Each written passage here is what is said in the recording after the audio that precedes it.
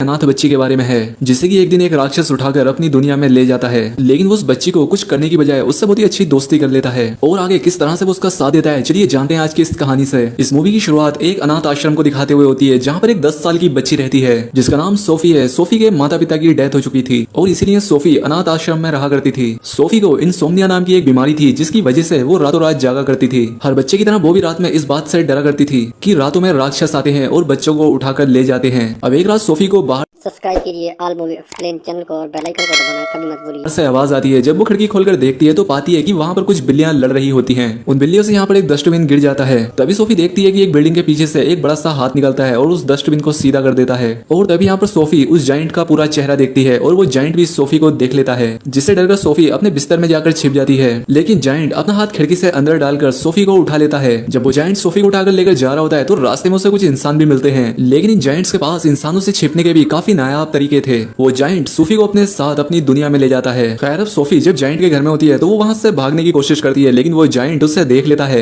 वो सोफी से कहता है कि तुम यहाँ से भागने की कोशिश मत करना क्योंकि तुम यहाँ से भाग नहीं पाओगी। हाँ अगर तुम्हारे पंख होते तो तुम यहाँ से जरूर भाग सकती थी। इसके बाद वो जाइंट सोफी को एक कढ़ाई में रख देता है। सोफी को लगता है कि शायद अब वो उससे खाने वाला है, लेकिन तभी सोफी को बाहर से आवाज सुनाई देती है। सोफी जाइंट से पता करती है कि किसकी आवाज है, क्या यहाँ पर और भी जाइंट्स रहते हैं। तो वो जाइंट जिसका नाम BFG है सोफी को बताता है कि हाँ यहाँ पर और भी जाइंट्स रहते हैं। वो साइज में मुझसे कहीं ज्यादा बड़े हैं और वो सब अच्छे नहीं है, वो इंसानों को खाते हैं। ये बात सुनकर सोफी डर जाती है। सोफी BFG से पूछती है कि क्या तुम भी मुझे खा जाओगे, लेकिन वो सोफी को बताता है कि नहीं, मैं इंसानों को नहीं खाता, मैं शाकाहारी हूँ, मैं तो बस सब्जियां खाता हूँ और मैं उस सब्जी को कक्कड़ भुजिया कहता हूँ। अब सोफी उससे पूछती है कि तुम मुझे यहाँ पर क्यों लाए हो, जिस पर वो कहता है कि तुमने मुझे शहर में घूमते हुए देख लिया था, तुम वहाँ सभी को मेरे बारे में बता देती और फिर इंसान मुझे पकड़ लेते और बाद में वो मेरी इस दुनिया में भी आ जाते, इसलिए मैं तुम्हें पकड़कर यहाँ ले आया ताकि तुम किसी से कुछ कह ना सको। अब तुम अपने आगे की जिंदगी यहीं पर बिताओगी। लेकिन सोफी कहती है कि नहीं, मैं यहाँ नहीं रह सकती, मुझे जैसे ही मौका मिलेगा मैं यहाँ से भाग जाऊंगी। लेकिन वो जाइंट सोफी से कहता है कि देखो ऐसी गलती कभी मत करना, बाहर मुझसे भी बड़े जाइंट रहते हैं और अगर उन्होंने तुम्हें देख लिया तो वो तुम्हें मारकर खा जाएंगे। इसके बाद वो जाइंट सोफी को अपनी नाव में बैठाता है और उससे सो जाने के लिए कहता है।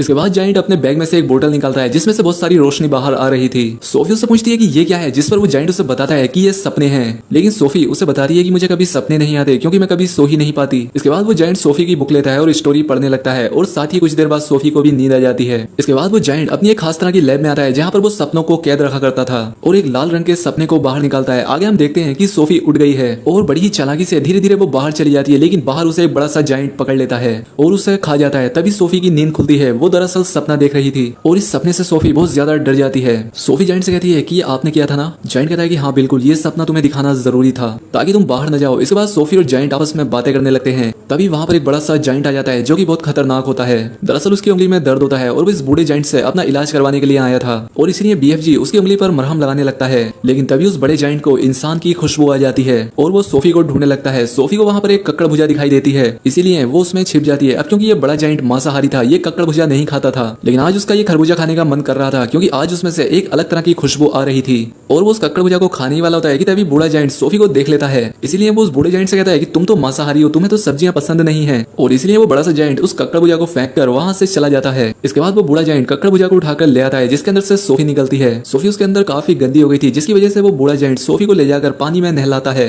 और साथ ही सोफी को पहनने के लिए कुछ कपड़े देता है और इसके बाद वो अपने काम पर जाने लगता है। सोफी उससे पूछती है कि आप कहाँ जा रहे हो, जिस पर वो कहता है कि मैं सपने पकड़ने जा रहा हूँ, तुम यहाँ पर आराम से रहना। लेकिन सोफी कहती है कि मैं भी आपके साथ चलूंगी, लेकिन वो कहता है कि नहीं, तुम नहीं जा सकती, अगर किसी बड़े जाइंट ने तुम्हें देख लिया तो वो तुम्हें खा जाएगा। लेकिन सोफी नहीं मानती, वो जिद करने लगती है, इसीलिए वो जाइंट मान जाता है। वो बूढ़ा जाइंट चुपके से सोफी को लेकर जा रहा होता है कि तभी यहाँ पर एक बड़े से जाइंट की नींद खुल जाती है। वो उसे पकड़ लेता है और पूछता है कि तुम कहाँ जा रहे हो। बूढ़ा जाइंट कहता है कि मैं बाहर अपने काम से जा रहा हूँ, जिस पर वो बड़ा जाइंट कहता है कि नहीं, तुम बाहर नहीं जा सकते क्योंकि अगर इंसानों को हमारी जगह के बारे में पता चला तो वो हमें खत्म कर देंगे। इसके बाद वो सभी बड़े जाइंट्स उस छोटे जाइंट को परेशान करने लगते हैं और सोफी भागकर एक कार में छिप जाती है। थोड़ी ही देर के बाद यहाँ पर बारिश होने लगती है और उन बड़े जाइंट्स को बारिश से बहुत डर लगता था और वो सभी जाइंट्स भागकर एक गुफा में छिप जाते हैं, जिसका फायदा उठाकर बूढ़ा जाइंट सोफी को लेकर वहां से निकल जाता है। वो पहाड़ों पर चढ़ते हैं और बादलों से भी ऊपर आ जाते हैं। सोफी उससे कहती है कि ये तारे कितने खूबसूरत हैं, जिस पर वो बूढ़ा जाइंट कहता है कि मैं इनके संगीत सुन सकता हूँ, मैं इंसानों की आवाज और चींटियों की बातें भी सुन सकता हूँ। सोफी को यकीन नहीं होता। जाइंट कहता है कि हाँ ये सच है। ये दोनों बातें करते करते एक झील के पास आ जाते हैं जहाँ पर एक बड़ा सा खूबसूरत पेड़ था। जाइंट उस झील में कूद जाता है और दूसरी तरफ चला जाता है और वो सोफी को भी कूदने के लिए कहता है, जिस पर सोफी भी कूद जाती है।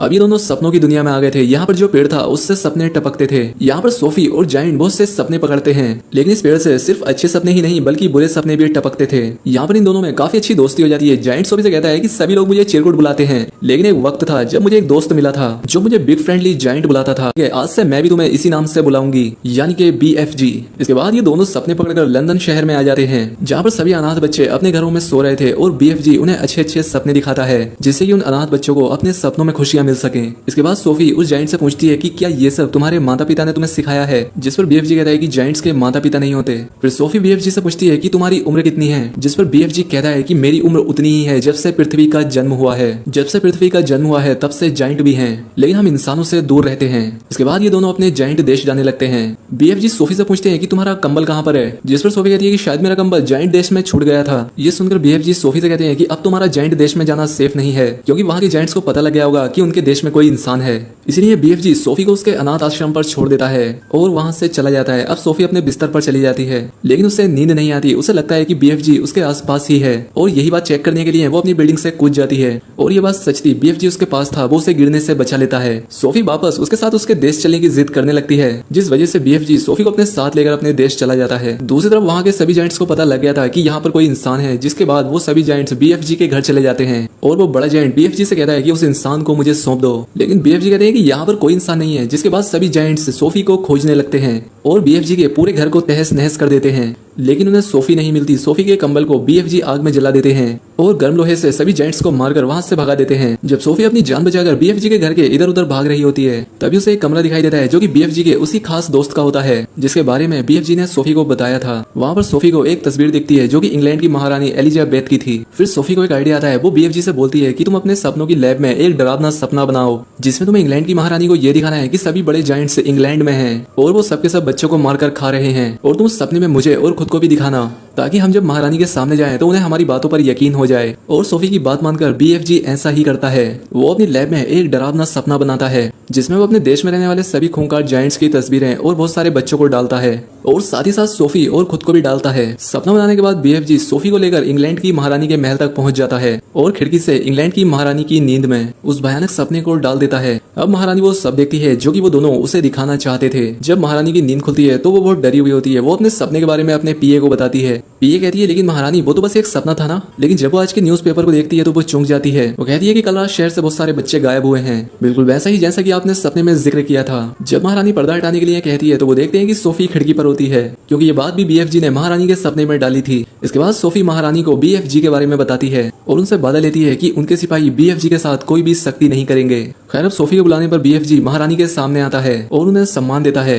ये बात महारानी को काफी अलग लगती है, क्योंकि जाइंट्स को इंसानों के तौर तरीकों के बारे में कुछ भी पता नहीं होता और उनके बोलने की भाषा भी थोड़ी गड़बड़ होती है, इसलिए BFG भी शब्दों को उल्टा सीधा बोलता है। खैर अब इसके बाद महारानी भी अपने वादे को पूरा करते हुए सोफी और BFG की खास खातिरदारी करती है। यहाँ पर इन दोनों को बहुत ही अच्छा खाना खिलाया जाता है और इसके बाद BFG महारानी और उनके सैनिकों को बताता है कि किस तरह से उसके देश के बड़े जाइंट इंसानों और बच्चों को खाते हैं और उन्हें किस तरह से रोका जा सकता है। फिर महारानी भी BFG की बात समझते हुए उनकी मदद करने के लिए तैयार हो जाती है और अपनी सेना को BFG के बताए गए रास्ते से जाइंट्स के देश में भेजती है। अब वहां पहुंचकर BFG सेना को जाइंट देश के बॉर्डर पर ही रुककर इंतजार करने के लिए कहता है। अब BFG सोफी के साथ अपनी लैब में जाकर एक ऐसा सपना बनाता है जिसे कि वो उन बड़े जाइंट्स को दिखाकर उनके किए गए सभी गुनाहों के लिए उन्हें गिल्टी फील करा सके। और आखिरकार BFG एक ऐसा सपना बना ही लेता है। लेकिन जब वो इस सपने को उन जाइंट्स की नींद में डालने जा रहा होता है, तभी उसे याद आता है कि सपना फूंकने वाला डिवाइस तो वो महारानी के महल में ही भूल आया है और उस डिवाइस के बिना किसी की भी नींद में सपने को नहीं डाला जा सकता, क्योंकि जाइंट्स के पास जाकर ऐसा करना खतरे से खाली नहीं है। अब इस बात पर BFG अफसोस कर ही रहा होता है कि तभी सोफी उस सपने की बोतल को उठाकर उन जाइंट्स के बीच में चली जाती है। लेकिन उसके वहां पहुंचते ही उन सभी जाइंट्स के बड़े सरदार की नींद खुल जाती है और वो सोफी पर हमला करने के लिए आगे बढ़ने लगता है। लेकिन जैसे ही वो बड़ा जाइंट सोफी पर हमला करने वाला होता है, सोफी उस बोतल को फेंक कर तोड़ देती है और उसमें मौजूद छोटे छोटे सपने जैसे ही बड़े जाइंट्स की नींद में जाते हैं, उनके मन में अपने किए हुए गुनाहों को लेकर गिल्ट आने लगता है। इस बात से गुस्सा होकर उनका सरदार सोफी पर हमला करने वाला होता है, लेकिन उससे पहले ही BFG उसके सामने आ जाता है। लेकिन BFG बच जाता है, क्योंकि जैसे ही बड़ा जाइंट BFG को मारने वाला होता है, वहाँ पर सेना के हेलीकॉप्टर पहुंच जाते हैं और एक एक करके सभी जाइंट्स को अपने जाल में फंसाकर अपने साथ ले जाते हैं और जाइंट्स देश से मीलों दूर समुद्र के बीचों बीच उन्हें एक सुनसान आइलैंड पर छोड़ देते हैं, क्योंकि ये पानी से डरते हैं और समुद्र पार नहीं कर सकते, जिस वजह से सभी बड़े जाइंट्स इस आइलैंड पर फंस जाते हैं। और यहाँ पर महारानी सिर्फ इनके खाने के लिए ककड़ भुजा के बीज भेज देती है, जिससे कि बड़े जाइंट्स इनकी खेती करें और यही खाएं। अब आखिर में हमें दिखाया जाता है कि सोफिया अनाथ नहीं है। अब वो महारानी के घर में रहती है। अब उसकी लाइफ से अकेलापन पूरी तरह से दूर हो चुका है और वो जब भी चाहे BFG से बात कर सकती है, क्योंकि BFG अपनी अनोखी शक्ति से दुनिया में सभी चीज की आवाजें सुन सकते हैं। अब BFG जायंट अपने देश में तरह तरह की सब्जियों की खेती करता है और एक अच्छी जिंदगी जीता है। और इसी के साथ ये बेहतरीन फिल्म यहाँ पर खत्म हो जाती है।